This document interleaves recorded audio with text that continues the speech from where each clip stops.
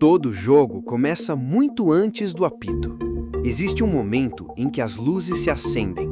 O campo está diante dos olhos e você entende que não veio apenas para assistir. Na vida com Deus também é assim. Cristo nos chama para uma vida que se move, uma vida que serve, que obedece, que assume responsabilidade e coloca em prática aquilo que recebeu. Nem sempre o caminho será o mesmo. Às vezes, será preciso aprender. Em outras, recomeçar. Haverá momentos de preparo, de espera e também de decisão. Mas o chamado permanece. Deus preparou boas obras para que nós as praticássemos. Por isso, a pergunta não é se existe um lugar para você. É o que você fará quando chegar a hora de entrar. Todo discípulo tem onde jogar. Em campo.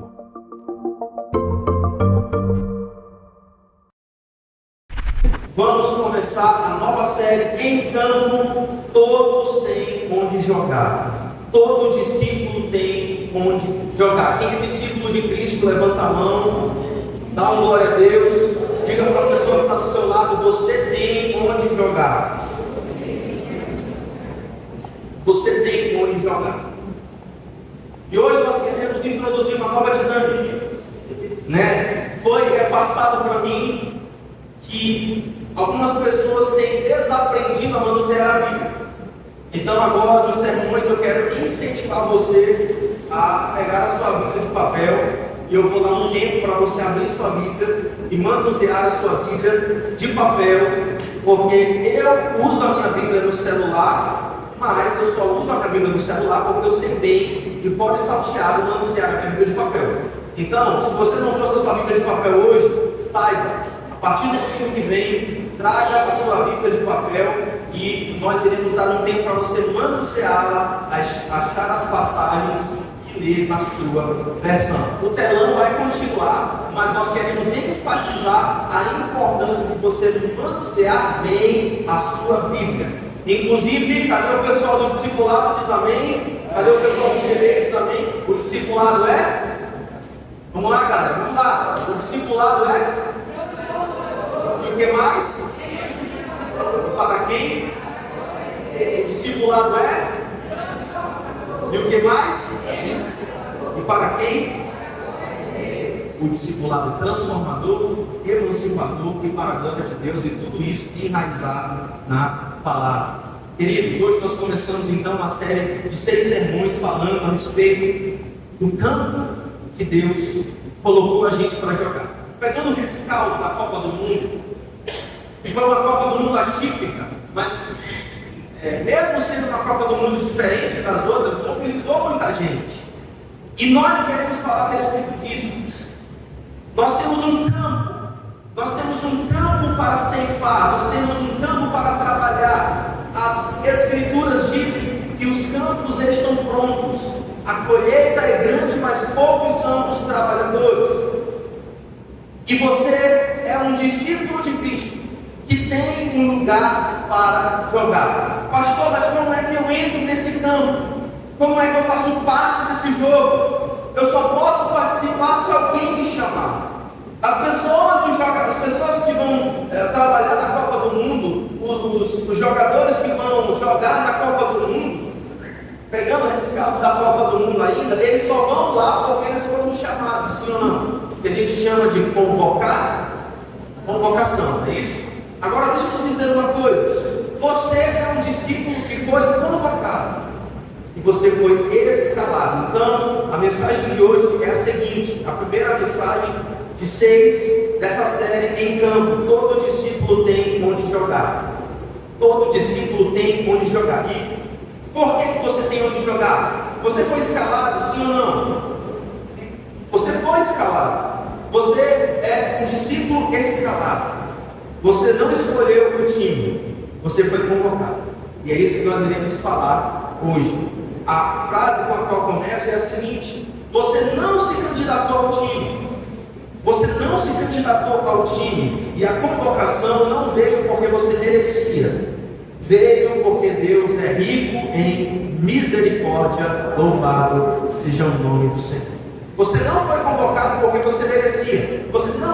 time de Jesus, você não é escalado no time dele por causa das suas habilidades. Você é escalado no time de Jesus porque ele te escolheu.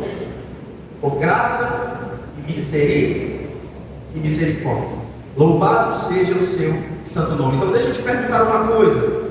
Você escolheu a sua família? A família que você nasceu, você escolheu. Você escolheu se o seu filho ia nascer menino ou menina? Você que tem filho. Você escolheu se ele poderia nascer menino ou menina? Você escolheu se ele ia nascer com a pele mais escurinha ou com a pele mais branquinha? Você escolheu se o cabelo dele ia ser enrolado ou se o cabelo dele ou dela iria ser liso?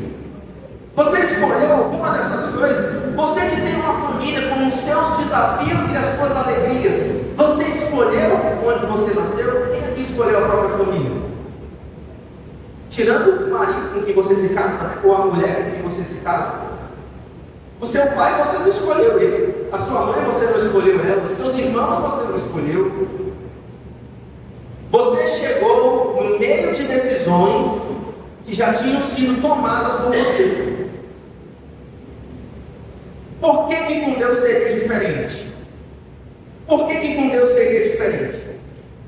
Eu já pensei muito nisso. Se eu tivesse nascido numa família diferente, se eu tivesse tido uma criação diferente, e aqui eu não estou reclamando da criação que tive, mas isso é uma coisa que passou algumas vezes pela minha cabeça. E se as coisas fossem diferentes? Não estou dizendo nem para pior e nem para melhor, mas estou dizendo simplesmente, e se fosse diferente? Talvez você já pensou nisso.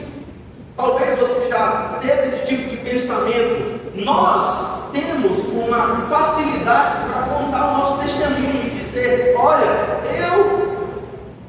o meu testemunho é o seguinte, eu decidi seguir Jesus, e nós dizemos que nós aceitamos a Jesus. Não é assim que se diz popularmente? Eu aceitei Jesus. E tem até uma parte de verdade nisso, mas antes da sua decisão por Jesus, e eu concordo que você tem que aceitar Jesus, você tem que decidir andar com Cristo. Eu concordo com isso, mas antes da sua decisão, lá nos tempos eternos, a Bíblia nos diz que você já tinha sido convocado. Deus já conhecia você antes de você nascer. A Bíblia diz no Salmo 139 que Deus conhecia você quando a sua substância ainda não tinha forma. Então, a Bíblia diz que você ama a Deus somente porque Ele nos amou primeiro. E isso nos incomoda. Eu, pelo menos, às vezes fico incomodado com isso. Por quê? Porque nós gostamos de nos sentir no controle. Nós gostamos de nos sentir no controle. E todos nós aqui já pedimos, então, e aqui eu vou estender essa discussão para todos vocês agora. Vocês disseram: eu aceitei Jesus, mas na verdade Jesus é que te aceitou, Jesus que foi o teu encontro, e muitas vezes com as falhas que você tem, Ele continua indo atrás de você, te dando uma oportunidade para você se arrepender e mudar de vida, mesmo sem você perceber. É o jeito que o mundo inteiro funciona, que a gente diz assim: eu escolhi Jesus, eu fui atrás de Jesus, e eu decidi mudar de vida. Por quê? Porque você é o que você faz, você é o que você produz. Na escola, no trabalho, nas redes sociais, nós trazemos então essa regra e essa régua para dentro da fé. Nós trazemos essa regra para dentro da fé, sem nem questionar. Queridos, Deus nos chamou, Deus nos escalou. Nós somos um discípulo ou uma discípula escalados. Nós fomos escalados, mas porque Ele nos amou primeiro. O problema é que dentro da igreja, muitas vezes, é que eu falo para a nossa igreja, talvez você diga que Deus te escolheu por causa das tuas obras, ou então você diz que Deus não te escolheu porque você é ruim demais. Eu já lidei com esses dois tipos de pessoa. Tem aquele tipo de pessoa que diz assim: pastor, o senhor tem que me botar no ministério, pastor, o senhor tem que me botar para servir, porque eu sou muito bom. Você conhece alguém assim? Cara, tu tem que me contratar porque eu sou muito bom. Ou então, tu tem que namorar comigo porque eu sou muito fatal, eu sou muito bonito, eu sou muito bom, você vai ser feliz comigo. comigo. Mas tem aquele outro tipo de pessoa que diz assim: eu já pequei tanto, Deus nunca vai me aceitar. Esses são os dois tipos de pessoas que trabalham naquilo que elas fazem. Então tem aquela pessoa, e talvez você já tenha conhecido alguém assim, que é um que se acha bom demais. Ele acha que ele está em campo na igreja porque ele se esforçou. Ele acha que ele está em campo porque ele tem uma história bonita. Ele acha que ele é mais santo do que os outros, e muitas vezes mais santo do que Deus. Mas tem um outro que se acha ruim demais e diz assim: Deus nunca vai me aceitar. Eu já me desviei tantas vezes, já voltei tantas vezes para a igreja, Deus não tem como me perdoar. Ou então diz assim: pastor, o senhor não sabe por quais caminhos eu andei, o senhor não sabe o tanto de coisa errada que eu já fiz. Existem essas duas pessoas, que é o valor através daquilo que faz ou deixa de fazer. Mas Deus não nos escala porque a gente faz ou deixa de fazer. Nós somos um discípulo e temos um lugar no time de Deus, não por aquilo que a gente faz, gente, mas porque nós fomos convocados. E olha o que diz a frase com a qual comecei, eu peço que o Elias bote novamente: você não se candidatou ao time. Essa série fala sobre qual é o seu lugar na obra de Deus. E eu falo aqui com uma audiência que pode pensar que não tem mais espaço na obra de Deus, ou então que ainda não achou sua vocação, o seu dom. Mas deixa eu te dizer outra coisa: não é pelo que você faz, porque muitas vezes o cara chega, ou a pessoa chega para mim e diz assim: pastor, mas eu não sei fazer nada. Mas eu digo para essa pessoa: não é o que você sabe ou deixa de fazer. Deus não te escolhe para trabalhar na obra dele pelo que você sabe ou deixa de fazer. Deus escolhe você porque ele é rico em misericórdia. E é sobre isso que nós iremos tratar hoje. E isso vai te curar dessas duas atitudes. Primeiro, que se achar bom demais: o pastor tem que me colocar no ministério porque eu sou muito bom. Ou então: olha, se eu sair da igreja, a igreja vai quebrar financeiramente. Ou então, o outro extremo, que é: Deus nunca vai me usar porque eu fiz tanta coisa errada. Essas duas pessoas não servem. Melhor dizendo, essas duas atitudes não servem. Essa atitude de se achar um coitado ou de se achar melhor não serve. Nós precisamos da palavra de Deus. Por quê? Um se acha bom demais, o outro se acha ruim demais, porque o passado é ruim demais, a bagunça é feia demais. E ele acha que por aquilo que ele faz, Deus não tem condição de transformar, escalar e usar ele em campo. Diga: em campo. Vamos lá? Diga: em campo. Paulo, então, o apóstolo Paulo, ele vai responder esse dilema. E a resposta dele começa num lugar que ninguém escolheu. Então eu peço que você abra a sua Bíblia de papel, para você que está com a sua Bíblia. Vamos resgatar a boa cultura de manusear a Bíblia.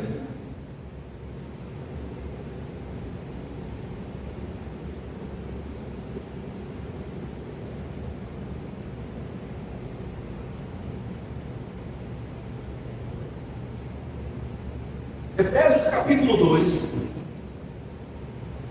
do verso 1 até o verso 10. Efésios capítulo 2.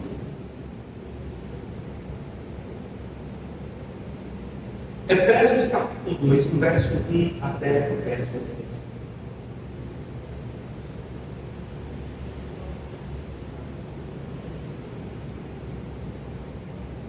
10. Efésios capítulo 2, do verso 1.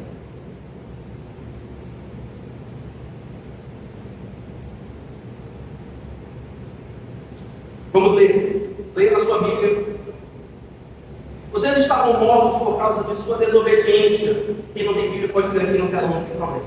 Vocês estavam mortos por causa da sua desobediência e de seus muitos pecados, nos quais costumavam viver, como o resto do mundo, obedecendo ao comandante dos poderes do mundo invisível. Ele é o Espírito que opera no coração dos que se recusam a obedecer.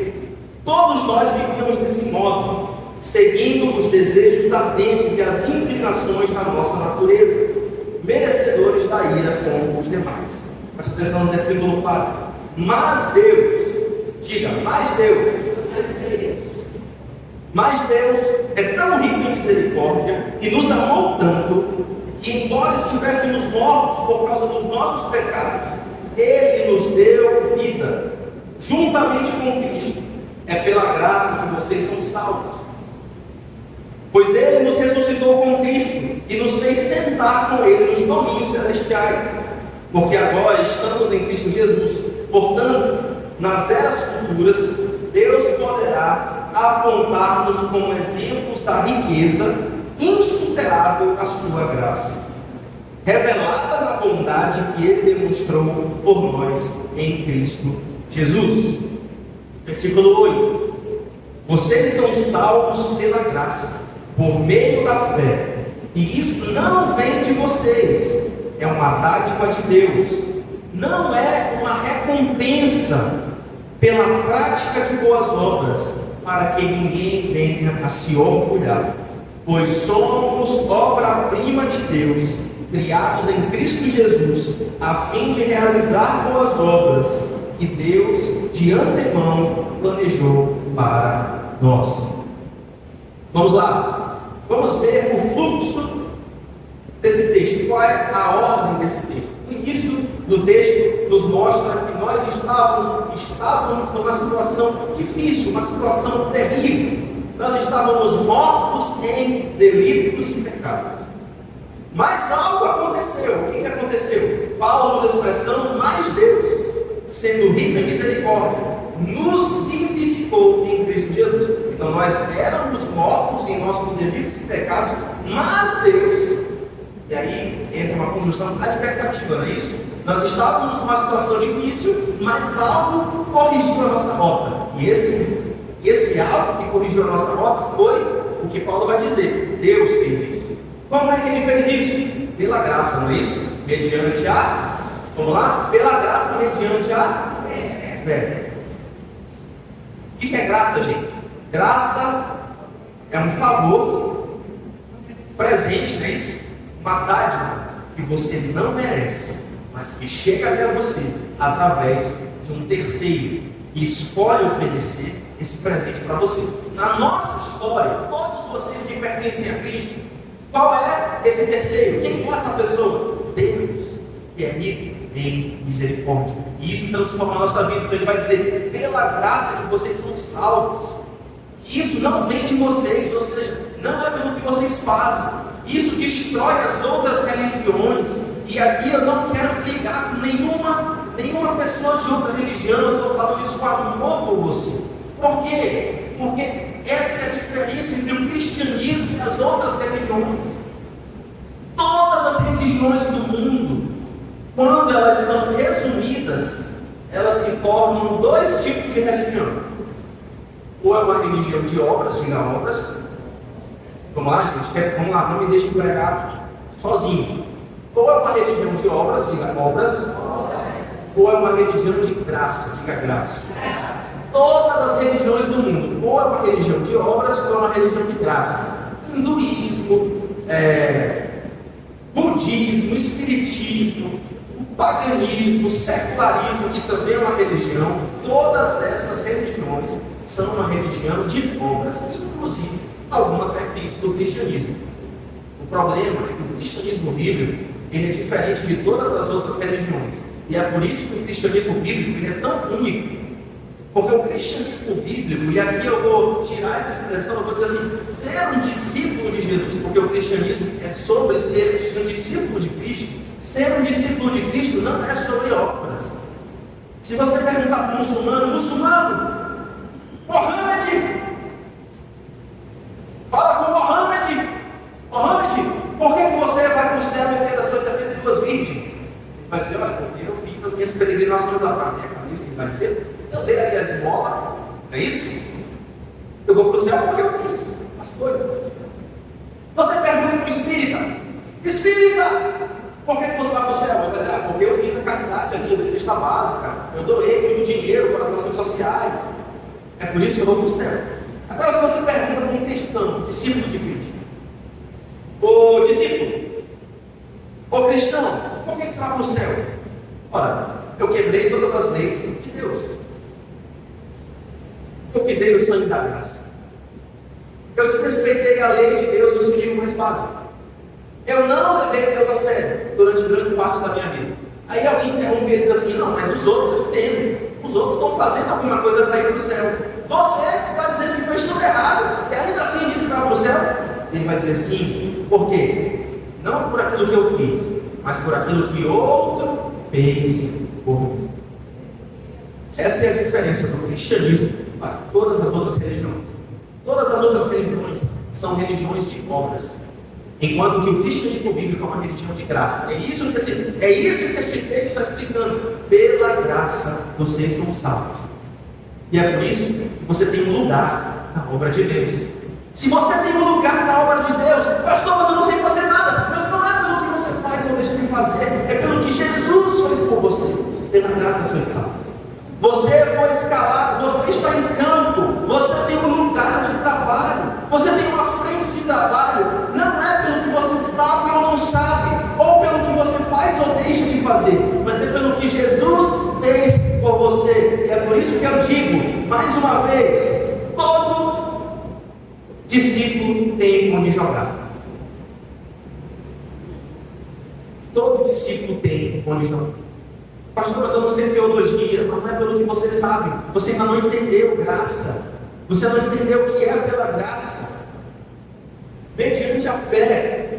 Isso não vem de você. É um dom de Deus.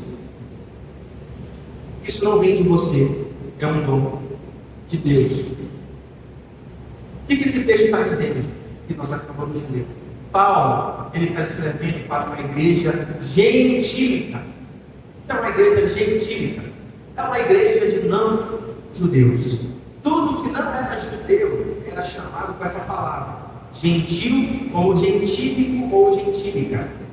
Os judeus, eram um povo escolhido por Deus, mas existiam aqueles que receberam o evangelho e que não eram judeus. A esses deu-se o nome de gentios. Então Paulo está escrevendo para uma igreja de gentios, de homens e mulheres, discípulos de Jesus, não cristãos, gente que estava completamente fora do povo de Deus. E Paulo não começa com a identidade deles. Paulo começa com um diagnóstico, foi o que eu falei para vocês. As primeiras 3 palavras do texto são as palavras que ninguém quer ouvir. Ele vai dizer o seguinte: vocês estavam órfãos. Isso é você, gente. Antes de Jesus, eu e você estávamos mortos. Se alguém aqui, eu digo isso com todo o amor do mundo, se você ainda não é um discípulo de Jesus, se você ainda não entregou a sua vida para Jesus, sinto muito de dizer isso, mas a sua situação é uma situação de morte. Morto. O que morto faz, gente?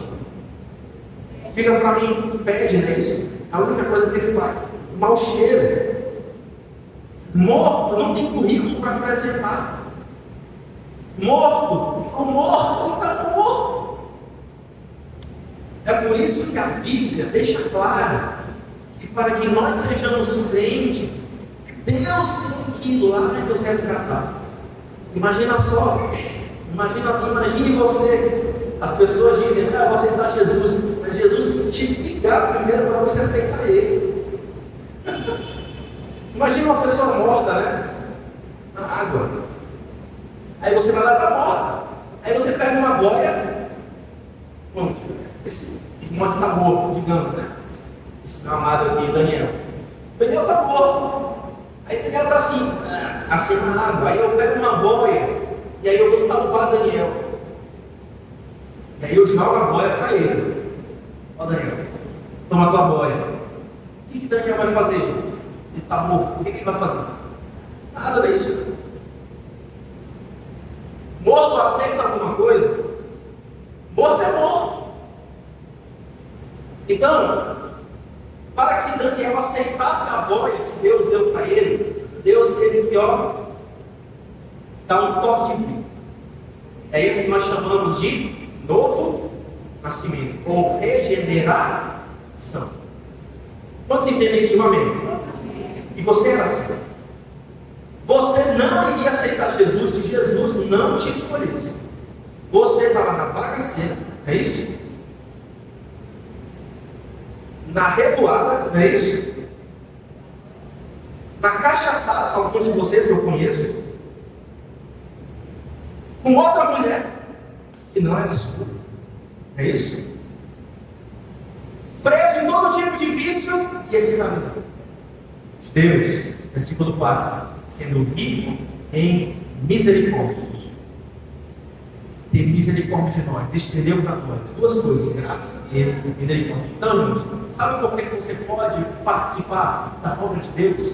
E essa é uma série sobre você estar em campo, é uma série sobre você tirar o mundo da cadeia e se mexer na obra de Deus. Pastor, mas eu não sei, você ainda não entendeu, não é pelo que você sabe ou pelo que você não sabe, é pela graça de Deus. É pelo que Jesus fez por você. Ele não escalou você pelo que você sabe ou deixa de saber. Ele escalou você porque Ele te amou.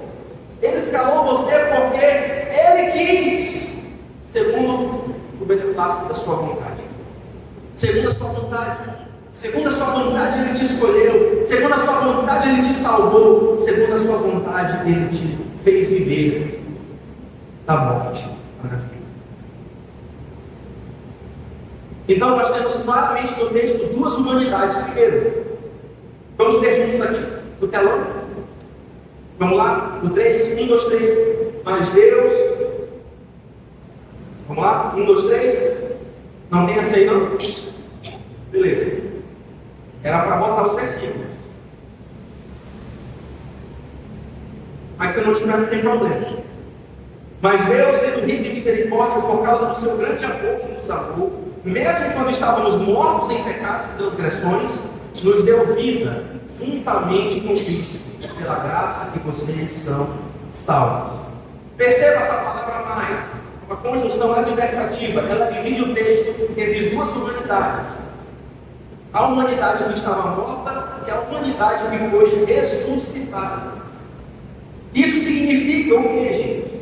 Que a distância entre você morto e você vivo, não foi você que preencheu essa distância. Você está morto aqui, é você morto. Esse aqui é você vivo.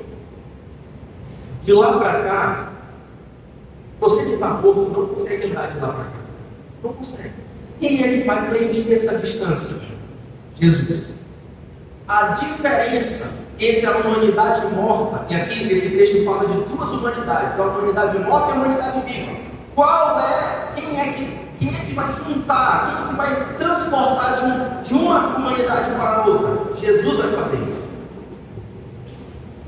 Porque se fosse esforço, o texto ia ser diferente. O que o texto ia dizer se fosse por esforço? O texto ia dizer o seguinte: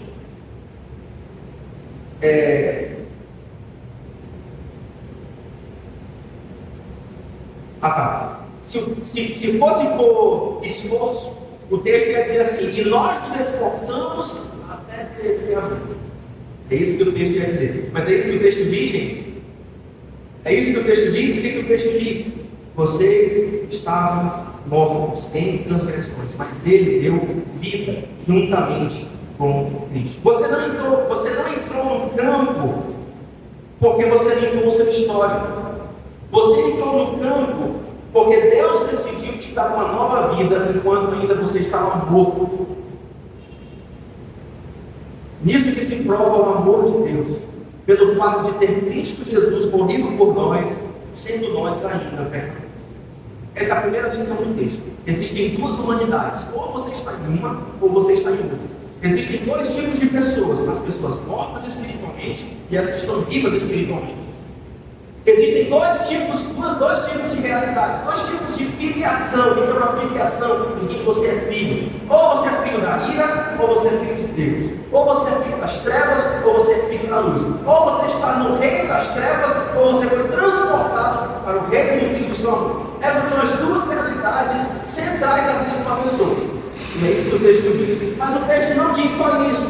O texto também diz que a graça de Deus, ela vai tirar o nosso orgulho. Por que homens e mulheres são pessoas orgulhosas? Porque elas se gabam dos seus feitos. Não é isso? Olha o que eu fiz. Olha como eu sou, então de quem elas são, ou então de quem elas acham que elas são. Olha o que eu sei fazer, olha o que eu já fiz, olha como eu sou inteligente, olha como eu tiro boas notas na escola, na faculdade, olha como o meu negócio vai de vento em bomba.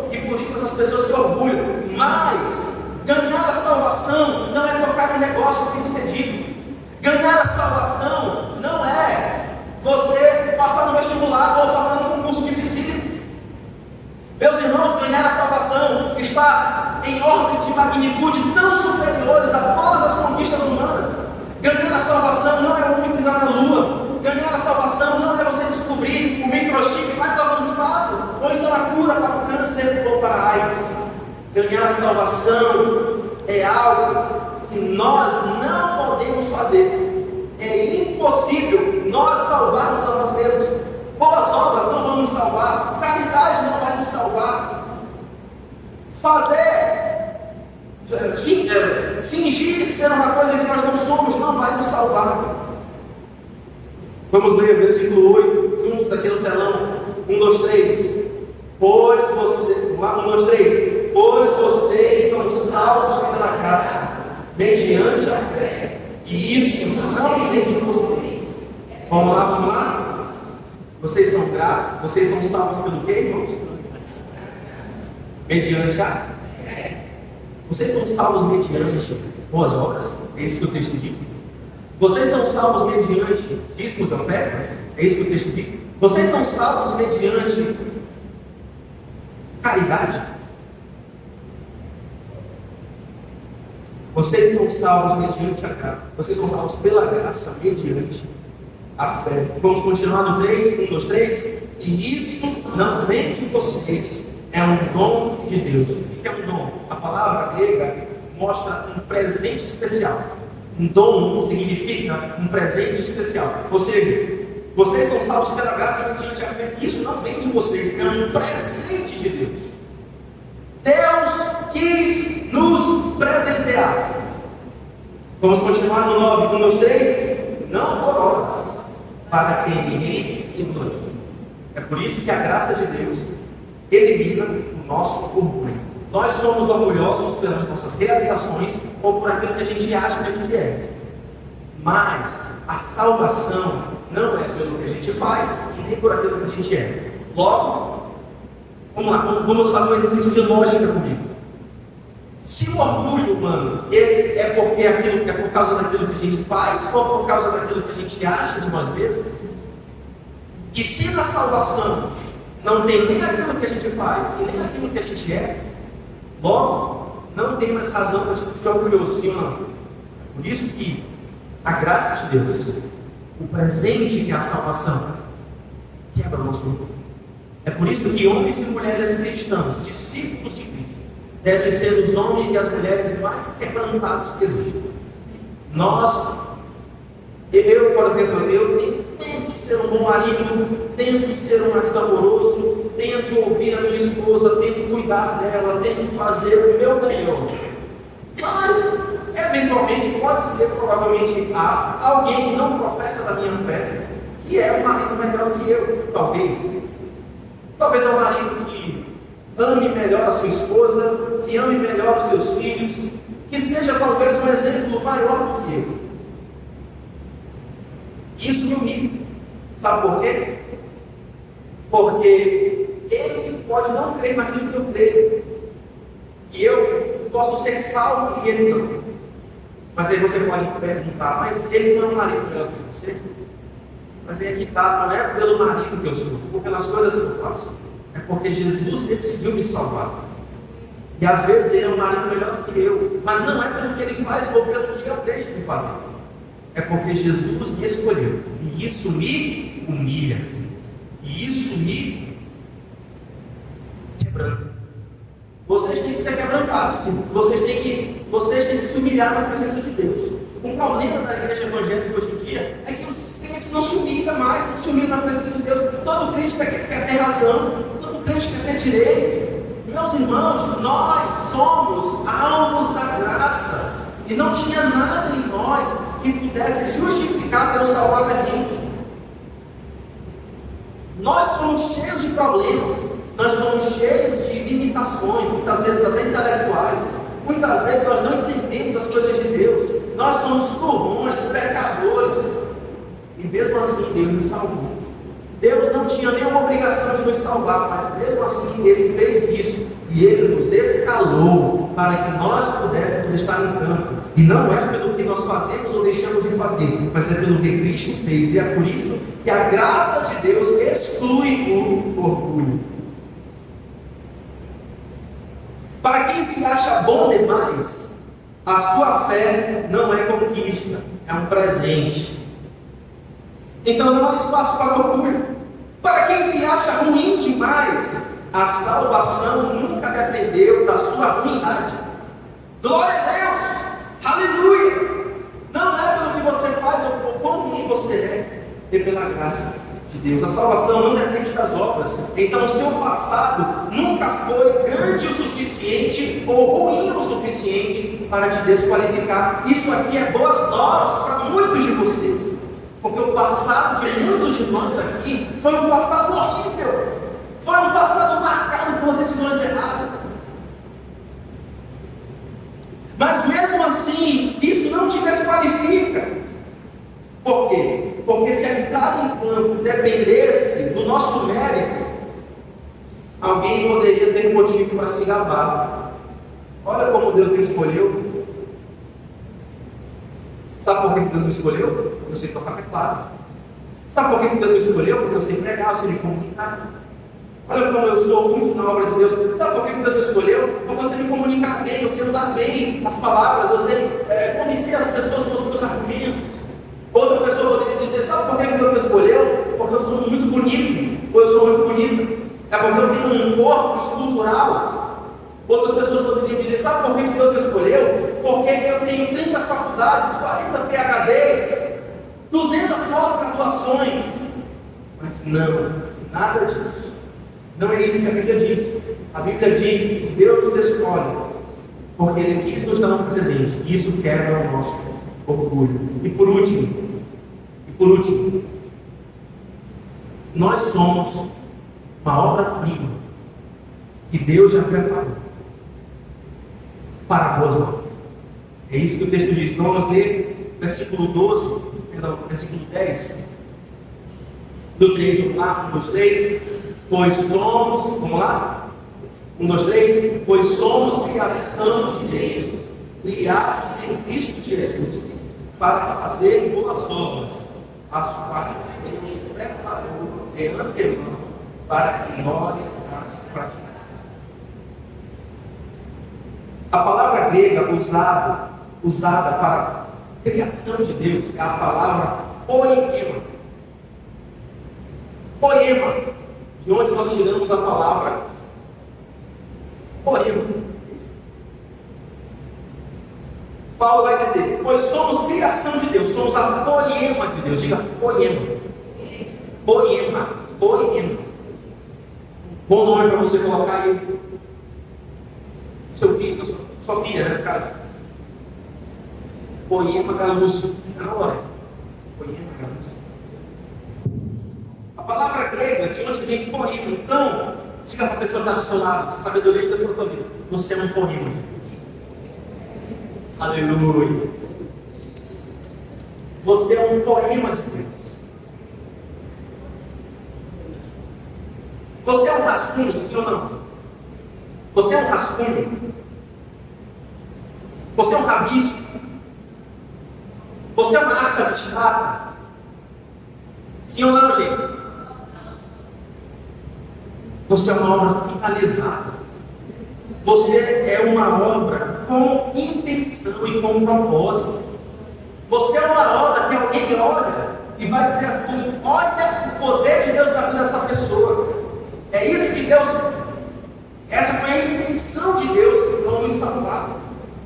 A intenção de Deus ao nos salvar foi que alguém olhasse para mim e que me conheceu antigamente e pudesse dizer assim, meu Deus, que grande testemunho, quão grande é o poder de Deus. Que eu lembro como esse indivíduo era. Ele era todo lascado e olha o que Deus fez na vida dele. Eu pensei que tudo ia dar errado, que ele ia perder a família dele, que ele ia perder a mulher dele, que ele ia perder todo o dinheiro dele, ele ia para a sarjeta, não ia dar certo, não tinha jeito. Mas hoje eu vejo uma obra de arte que Deus fez. É isso que quer dizer o versículo. Ele, lembra lá do fluxo da ordem do versículo, no início do capítulo, nós estávamos mortos em delitos e pecados e morto fede. E o mal cheio que a Bíblia fala é um mal cheio em relação às nossas obras. Uma pessoa dominada pelas suas paixões só faz dominada pelas suas paixões, não faz nada que preste. A motivação dela é egoísta e enraizada em paixões mesquinhas. Uma pessoa que não é dominada por Deus, ele trai a mulher dele, destrói a família dele, ele dá mau exemplo para os filhos, ele dá trambique e rouba as outras pessoas. É o mau cheiro das suas obras. Mas quando Deus ressuscita essa pessoa, nós vamos olhar para esse testemunho e dizer assim: meu Deus, que obra de arte! É isso que Deus está dizendo aqui. E é isso que nós queremos ver na vida de cada um de vocês. Quando vocês vão para o campo de trabalho, quando vocês vão para o campo de batalha, quando vocês servem a Deus com seus dons e talentos, mesmo que não sejam perfeitos, porque não é sobre perfeição, santidade não é sobre perfeição, é sobre direção, é para onde você está indo. Quando você lembra dessas coisas e age dessa forma, sabe o que acontece? As pessoas vão identificar em você um poema, não rascunho, não um rabisco, mas uma obra finalizada. Agora eu quero perguntar para você. Eu quero fazer 3 perguntas, eu estou voltando aqui para você.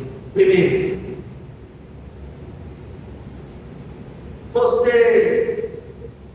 como é que você mede o teu relacionamento com Deus? É pelo que tu faz? Quando você peca, qual é a sua atitude em relação a Deus? Você fica com vergonha?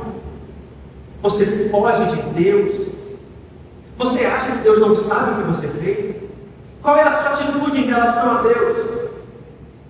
Como é que você mede o seu relacionamento com Ele? É pelo que você faz?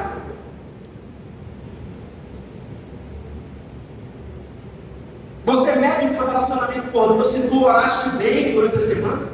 Se você serviu o suficiente? Se você pecou menos? É assim que você mede o seu relacionamento com Deus? Ou você descansa no fato de que Cristo já te ressuscitou e de que a tua salvação não é pelo que tu faz, mas é pelo que Jesus fez por ti? É isso? Ou não? Isso é uma pergunta para você fazer para você próprio. Segunda pergunta: existe alguma parte do teu passado que você ainda usa um argumento contra você próprio? Será que você errou demais no passado e hoje você diz: cara, Deus nunca vai poder me usar? Será que você fala dessa forma? Não é para você falar dessa forma. Sabe por quê? Sabe por quê? Deus, Ele é infinitamente maior do que os nossos pecados. O amor de Deus cobre o quê? Multidão de pecados. O amor de Deus cobre multidão de pecados. Existe graça suficiente para salvar infinitos auditórios como esse. Infinitas pessoas que tiveram os mais diferentes caminhos de vida e pecados na sua vida. A graça de Deus é suficiente para salvar cada uma delas. Pastor, o senhor não sabe o que eu já fiz na vida.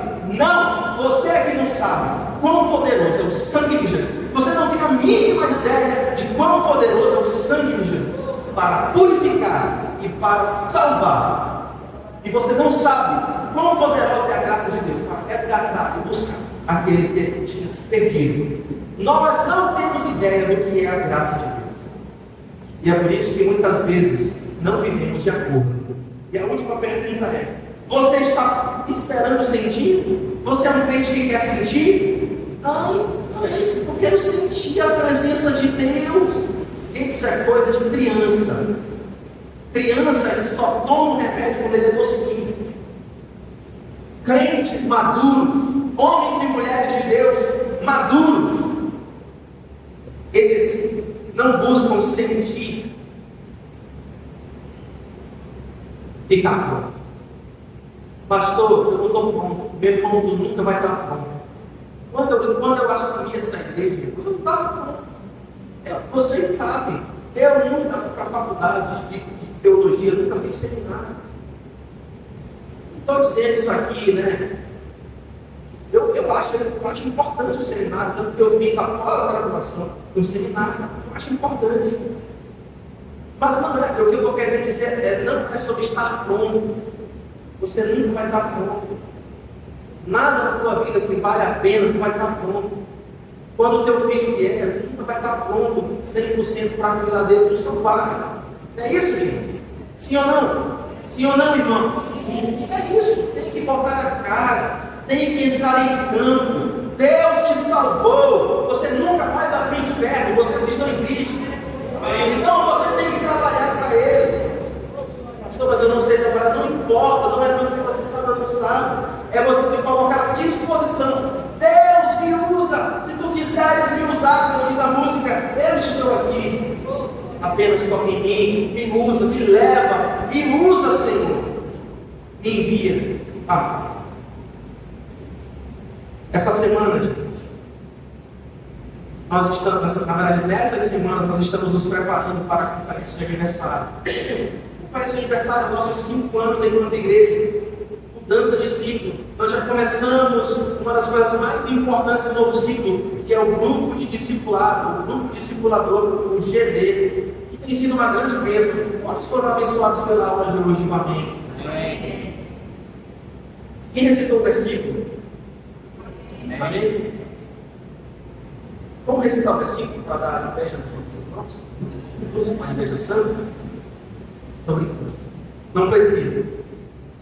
Mas nós queremos ser usados por Deus. Os irmãos que estão vindo no discipulado, eles disseram: Deus, eu não estou pronto, eu não me sinto pronto, eu não sou a melhor pessoa, eu não sou o melhor material humano, mas eu sou grato porque é o Senhor que salvou. Então me usa, Senhor, me prepara, me ensina e me manda, me envia para o campo de batalha e para o campo de trabalho.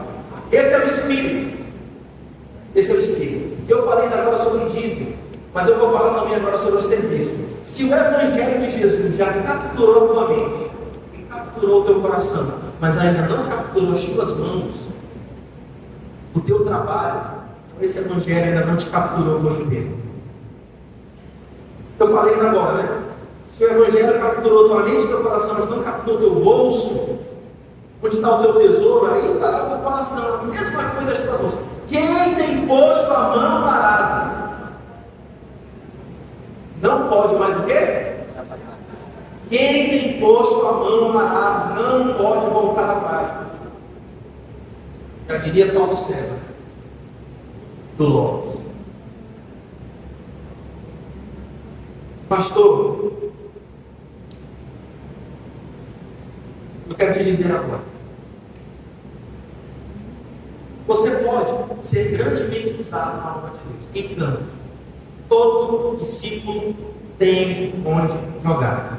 Não é sobre o que você fez, é sobre o que Jesus fez. Não é sobre o que você se sente pronto. É que Ele já te escalou. Você não tem escolha, Ele já te escalou. Todo discípulo é escalado. Você é um discípulo escalado. E eu digo, como é que você pode ter a certeza de que isso é verdade? Olha, Deus quer que nós sejamos uma igreja. Sabe qual é a igreja que Deus quer que a gente seja? Nem a igreja dos que se acham ruim demais.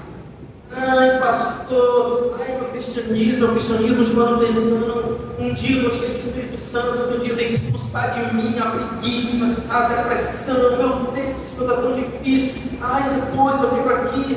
Ai, eu sou tão ruim. Que preguiça! Não é esse tipo de gente que Deus quer que você seja. Simplesmente isso. Mas aí tem outro tipo de crente. Olha como eu sou fácil. Olha como eu sou incrível. Olha como eu sei falar. Olha a minha retórica. Olha o meu carro. Olha a minha Mercedes. Olha a minha conta no banco. Olha a minha caixinha do Nubank, como ela está gorducha e recheada. Essa outra pessoa também não serve. Não é esse tipo de igreja que Jesus quer que a gente seja. Sabe qual é a igreja que Jesus quer que a gente seja? A igreja dos que entenderam que estavam mortos. Quantos entendem que quando Jesus achou vocês estavam perdendo? Quantos entendem isso? Vamos lá, gente. Não me deixem passar vergonha. Porque, deixa eu dizer uma coisa para vocês. Se vocês não concordam com isso, não importa. Vocês estavam mortos. É isso que a Bíblia diz. A Bíblia diz isso.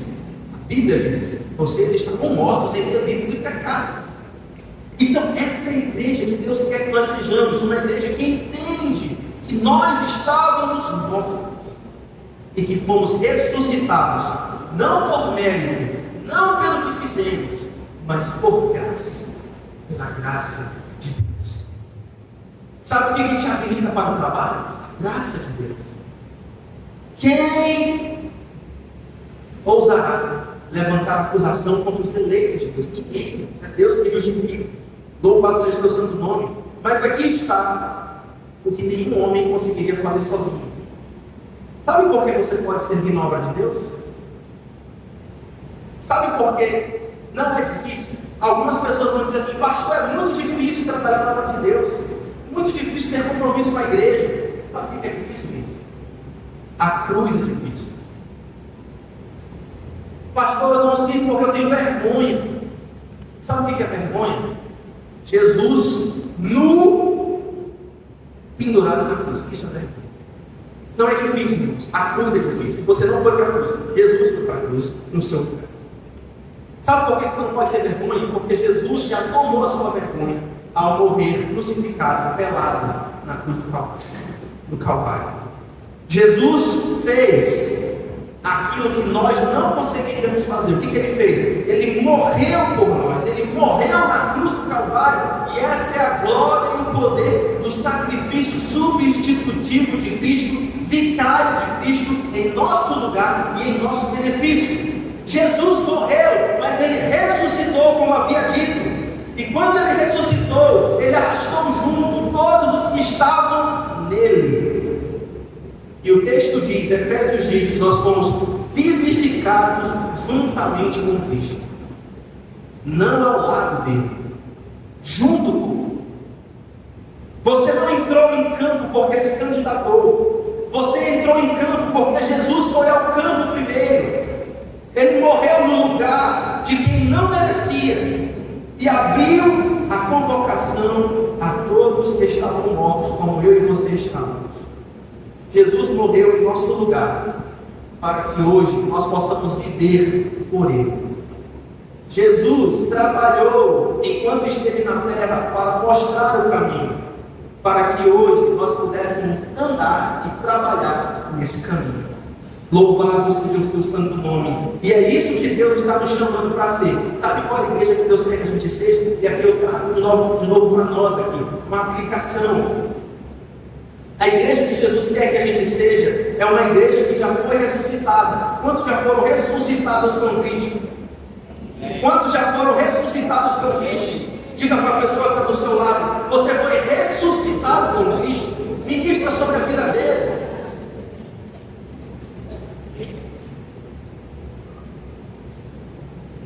E é isso que Deus está nos chamando para si. Você não se candidatou para o time. Você foi convocado. Porque o Evangelho que captura a tua mente, captura o teu coração, mas não captura as tuas mãos. Ainda não te capturou de verdade. Ainda não te transformou de verdade. E é isso que Deus quer despertar em nós hoje. Você não se candidatou ao time, você foi convocado. E a convocação não aconteceu porque você merecia. A convocação aconteceu porque Deus é rico em duas coisas: graça e o que mais? Misericórdia, mesmo? Graça e misericórdia. Queridos irmãos, nós temos agora alguns desafios. Sim, alguns desafios. Já estou terminando, mas eu queria dar um pouco de visão para você. Eu não sei como nós iremos trabalhar em tantas coisas que Deus tem colocado dentro de nós. Mas eu preciso de você. Eu preciso de vocês. Deus não precisa de vocês, mas eu preciso. Qual é a profissão de vocês? O que foi que Deus graciosamente deu de dons e talentos para vocês? Vocês sabem se comunicar? Vocês sabem fazer gestão? Vocês sabem trocar um pneu? Vocês sabem fazer um canal? Né? Quem é dentista? Quem trabalha na área médica? Quem trabalha como advogado? Vocês sabem dar uma orientação jurídica? Vocês sabem cozinhar, vocês sabem ensinar alguém a fazer um artesanato, uma bijuteria. Deus está chamando você para o campo. Você sabe ensinar música, um instrumento musical. Deus está chamando você para o campo. Deus está chamando você para um projeto. Que projeto? Os projetos de Deus para a nossa cidade. Deus vai usar a nossa igreja. Então, em campo é sobre isso. Não é sobre servir na igreja somente. Servir na igreja é uma parte muito pequena. É você se voluntariar na obra de Deus. É você servir com alegria. É você pedir que Deus te use os teus dons e talentos. Você é na área da saúde. Em campo. Você tem um lugar no campo. Você tem um lugar. Você tem onde jogar. Você sabe cozinhar. A irmã disse que sabe, glória a Deus. Eu adoro irmãos que sabem cozinhar. Eu amo, especialmente se cozinharem para mim. Ou então uma comida que eu vou comer. Você sabe dar aula. Tem lugar para você no campo. Tem lugar para você no jogo. Tem lugar para você no time de Jesus. Tem lugar para você como discípulo de Cristo. Eu quero que vocês trabalhem aquilo que Deus chamou vocês para trabalhar. Deus quer que vocês trabalhem aquilo que Deus chamou vocês para trabalhar. Irmãos, eu não sou um pastor de uma igreja, tanto quanto eu sou um líder de uma visão. Me sinto assim, me vejo assim. Eu quero que a nossa igreja empreenda. Eu sou um empreendedor social. Eu me vejo assim. Eu não me vejo como um pastor de igreja. Eu me vejo como um líder de uma visão. E vocês, se quiserem, e a igreja que Deus deu para que eu cuidasse, eu entendo que deve ir junto nessa visão. Não somente ser uma igreja, mas ser uma igreja que tem uma escola, ser uma igreja que tem um trabalho social, de emancipação cultural, social, de cidadania como algo marcante dentro dessa igreja. E eu sempre digo isso, e eu quero que vocês, irmãos, nós temos que pensar assim. O tempo de uma igreja que só se preocupava com as questões espirituais já passou. As igrejas hoje têm que se preocupar com o social. As igrejas hoje têm que se preocupar com ação social, com cidadania. Têm que se preocupar com a emancipação social dos pobres. E eu me vejo dessa forma. E eu vejo vocês dessa forma também. Não somente como frequentadores da igreja, ou frequentadores do culto, mas como crentes em Jesus, discípulos em Jesus, salvos pela graça, que um dia já foram mortos, mas que hoje estão em campo, trabalhando por aquele que fez tudo por vocês. É isso que eu vejo, e é isso que nós iremos tratar ao longo dessa série, preparando a nossa comunidade para essa mudança de ciclo. E para refletir e praticar, e assim eu encerro. Primeiramente, cadê os crentes nessa noite? Um amém? Amém. Primeiro, receba a sua identidade de Cristo e não do seu histórico. Você já foi morto em seus delitos e pecados, mas hoje você não é mais o seu histórico, você é a justiça de Cristo. Não receba a sua identidade daquilo que aconteceu contigo no passado. Receba a sua identidade de Cristo. Segundo, quando a oportunidade, Deus está te dando a oportunidade de servir na igreja e fora da igreja. Deus está te dando a oportunidade de você fazer isso. Então, mesmo que você não se sinta pronto, aceite a oportunidade. Abrace a oportunidade. Pastor, mas eu não me sinto pronto. Vai mesmo assim. Vai mesmo assim. A gente te ajuda. A gente ora junto com você. A gente te capacita. A gente serve você para que você se sinta pronto e para que você possa alcançar aquilo que Deus chamou você para fazer. Por último, pare de comparar o seu campo com o campo do outro. Lembra que o versículo 10 diz? O versículo 10 diz o seguinte: Deus preparou obras específicas para você. Então não tenta fazer o que Deus chamou o outro para fazer. Faça o que Deus chamou você para fazer. A Bíblia diz: Deus preparou obras específicas para você. Então, se você tem uma vocação, um dom e um talento, faça isso. Não queira trabalhar em algo que Deus não te deu recursos e ferramentas. Faça aquilo que Deus te chamou para fazer. Agora, com os corações crentes, recebam a bênção do seu Deus. Levante sua mão em nome de Jesus. Aquele que é poderoso para guardá-los de tropeçar e de guardá-los sem culpa e apresentá-los sem culpa diante da presença da sua glória, com transbordante alegria, ao único Deus sábio, sejam dadas glória e majestade, domínio e poder, agora e para todo sempre. E a igreja concorda em fé, dizendo: amém, amém e amém.